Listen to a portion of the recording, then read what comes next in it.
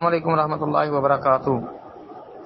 جی یہ عارف بھائی نے جی پرسنل میں سوال کیا ہے گروپ بند ہونے کی وجہ سے کہ مسجد میں جو بندہ آئے بیٹھنے سے پہلے 2 رکعت نماز پڑھنا، اگر کوئی نہیں پڑھتا تو آیا وہ گناہ گار ہوگا؟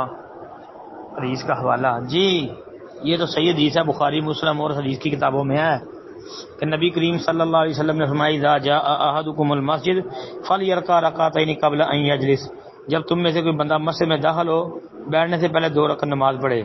بعض روایتوں میں لفظ ہے فلا یجلس حتی یصلی رکعتین، اور صحیح مسلم میں ابو قتادہ رضی اللہ عنہ والی حدیث ہے کہ نبی علیہ الصلوۃ والسلام بیٹھے ہوئے تھے تو صحابی جب آ کے پاس بیٹھ گئے تو نبی علیہ السلام نے پوچھا کہ آپ نے 2 رکعتیں کیوں نہیں پڑھی؟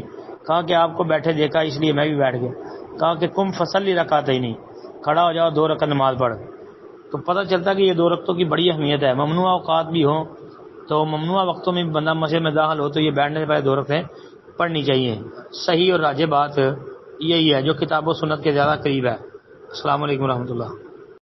السلام علیکم ورحمۃ اللہ وبرکاتہ۔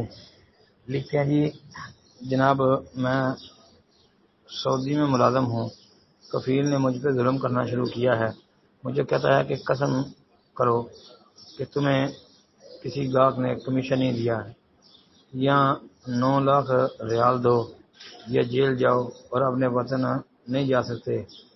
عمر بھر گاہک نے کفیل کو کہا اگر میں نے کمیشن دیا ہے تو اپنی جیب سے دیا ہے، تیرے کمیشن سے تو نہیں لیا۔ اب سوال یہ ہے کہ کیا اللہ تعالیٰ اور اس کا قرآن اس بات کی اجازت دیتا ہے کہ میں قسم کر لوں کہ میں نے کمیشن نہیں لیا تاکہ ان کے ظلم سے بچ سکوں، وطن واپس آ سکوں؟ اچھا محترم بھائی، اگر تو یہی کیفیت ہے جو آپ نے لکھی ہے جی تو بندہ قسم کر لوں مطلب قسم اٹھا لے تو وہ حلفاً یہ کہہ دے کہ جی نہ میں نے کمیشن لیا ہے۔